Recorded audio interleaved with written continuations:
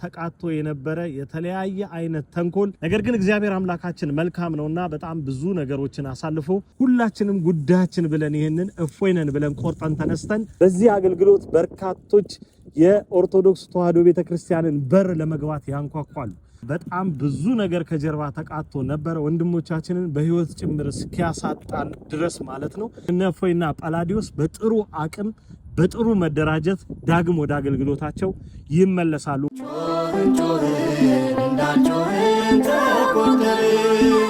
ሰላምና ጤና በጎና መልካም የሆነ ነገር ሁሉ ለሁላችሁ እንዲሆን ልባዊ ምኞቴ ነው። ቴዶ ዘሩፋኤል ነኝ። በቴዶ ቲዩብ ብቅ ካልን እንግዲህ ሰንበትበት ብለናል። በቴዶ ቲዩብ ብቅ ያልነው ከቲክቶክ እና ከፌስቡክ ባሻገር ባለ አማራጭነት ነው። ስለዚህ ይህንን የዩቲዩብ ቻናል ሁላችሁ ሰብስክራይብ፣ ላይክ፣ ሼር እያደረጋችሁ ለብዙዎች ማድረሳችሁ የሚረሳ ጉዳይ መሆን መቻል የለበትም።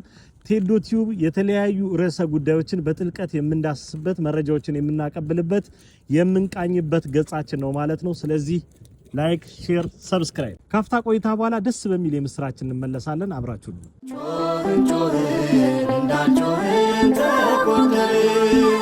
ተመልሰናል። እንግዲህ ስንመለስ ባሳለፍነው ሳምንትና ወር ማለት ይቻላል በጣም በበርካቶቻችን ዘንድ መነጋገሪያ የነበረ ጉዳይ ነው። እነ እፎይ ወንድሞቻችን በሚያደርጉት ሐዋርያዊ ተጋድሎ ተቃጥቶ የነበረ የተለያየ አይነት ተንኮል በብዙ መንገድ ሁላችንን ሲያጫጩኸን ሰነበተ።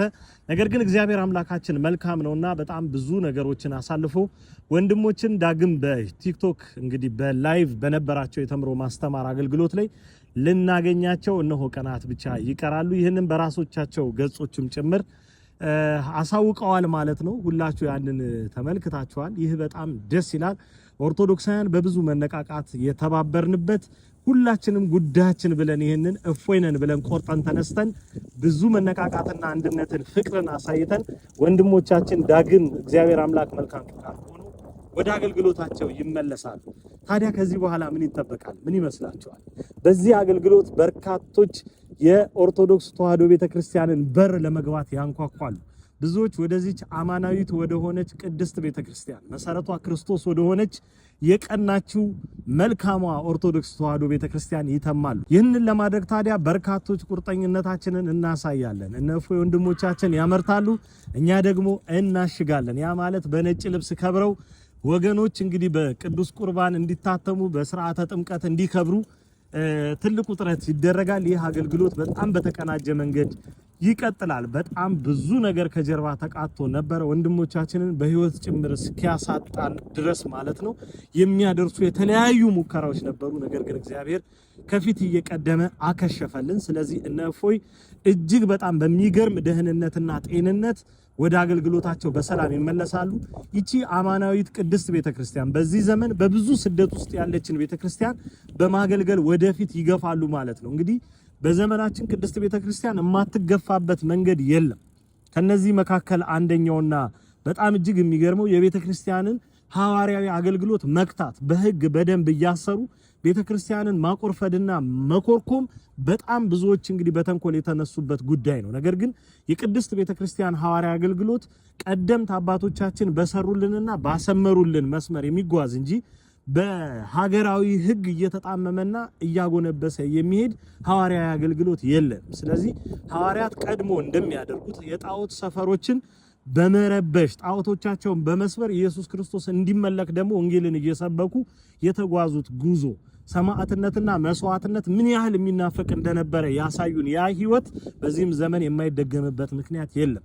ስለዚህ ወንድሞቻችን እነ እፎይና ጳላዲዮስ በጥሩ አቅም በጥሩ መደራጀት ዳግም ወደ አገልግሎታቸው ይመለሳሉ ማለት ነው። ያ ሲሆን ብዙዎቻችን ያለ ወረት በመቅረብ በንጹህ ፍቅርና በኦርቶዶክስ አንድነት በመተባበር ለዚህ ምርታማ ሂደት እንድንተባበር ያስፈልጋል።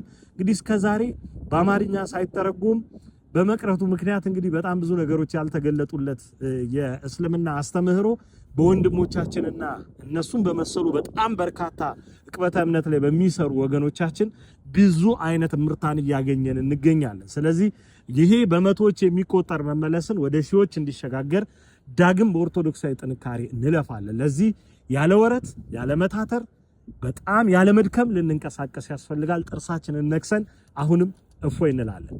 እነ እፎይ ወደ አገልግሎት ተመልሰዋል። ሁላችሁ ባለማህተቦች እንኳን ደስ አላችሁ በማለት ወደፊት ደግሞ በንጹህ ፍቅር መተባበራችንን እንቀጥል መልእክታችን ወደ ሁለተኛ ርዕሰ ጉዳይ መሸጋገርን ወደድኩ።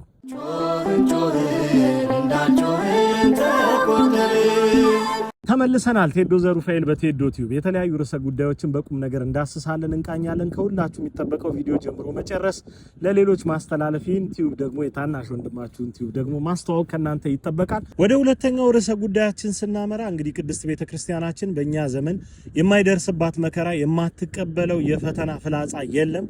ሁሉም አይነት መከራ ላይዋ ላይ እየተደራረበባት ይገኛል። ይቺ ቅድስትና አማናዊት ቤተክርስቲያናችን ከነዚህ ፈተናዎች መካከል እንግዲህ እንደ ፋሽን የተያዘው የበርካታ አብያተ ክርስቲያናት ወገዳማት የቦታ ሽንሸናና ቆረሳ ዘረፋ ማለት ይቻላል ሕግን እየተንተራሱ የሚደረግ የመሬት ገፈፋ አንዱ ነው። እንግዲህ ከዚህ መካከል አንዱ የሆነ ነገር ነው የተፈጠረው በአረካ አቡነ ገብረ መንፈስ ቅዱስ። እንግዲህ እቺ በወላይታ የምትገኝ በአረካ ያለችው የአቡነ ገብረ መንፈስ ቅዱስ ቤተክርስቲያን ከዚህ ቀደም የምናውቃት ወንጌል ሲሰበክባት በጣም ብዙ ትልልቅ ጉባኤያት ሲሰሩባት ያላመኑ እያመኑ እየተጠመቁ ከቤተክርስቲያን ልጅነት የሚካፈሉባት የሚቀላቀሉባት ቦታ እንደሆነች ነው።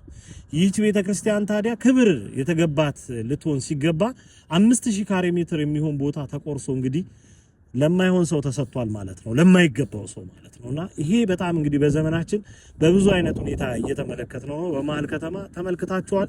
በኮሪደር ልማት እየተባለ ውበት የሆነች ቤተክርስቲያን እንግዲህ እጽዋትን እንኳን መትከል ለዓለም ያስተዋወቀችው ቤተክርስቲያን ናት ማለት ይቻላል። እንግዲህ ዛሬ ኮሪደር እየተባለ የሆነ ስም እየወጣለ ሴፍቲኔት ምናምን እየተባለ የሚተከልን ተክል ቅድስት ቤተክርስቲያን እጽዋትን ምን እያለች መላእክት ናቸው እያለች እንደ መላእክት እያከበረች ድምጻቸውን እንደ መልካም ዜማ እየቆጠረች ትንፋሻቸውን እንደ መልካም መዓዛ እየቆጠረች የኖረች ቤተክርስቲያን እንግዲህ ለአረንጓዴ ልማት አትመችም እየተባለ ይዞታዎቿ ይከረከማል። እንግዲህ ከዚህ አልፎ ደግሞ እንግዲህ ለግለሰቦች ጭምር እየተቀማ የሚሰጥበት ሁኔታ ተፈጥሯል። እንግዲህ ይሄ መከራ ሌላ ነገር ይዞ አለመምጣቱን ደግሞ አናውቅም። እንግዲህ ምናልባት ያ የተሰጠው ሰው ደግሞ እዛ ጋር ሌላ አይነት ቤተክርስቲያን የራሳቸውን ከፍቶ ሊንቀሳቀስም ይችል ይሆናል። ወላይታ ውስጥ እያየን ያለ ነው አንዱ ትልቁ ፈተና ይሄው ስለሆነ ማለት ነውና የእምነት ተቋማት መካከል ሊኖረው የሚገባው የሜትር ልዩነት እንኳን ሳይኖር እየተጠጋጉ አጥር እየታከኩ ሲሰራ እናያለን። በደቡብ ክልል ይሄ አይነት ነገር በጣም በብዙ ጊዜያት እያስተዋል ነው ያለን ነገር ነው።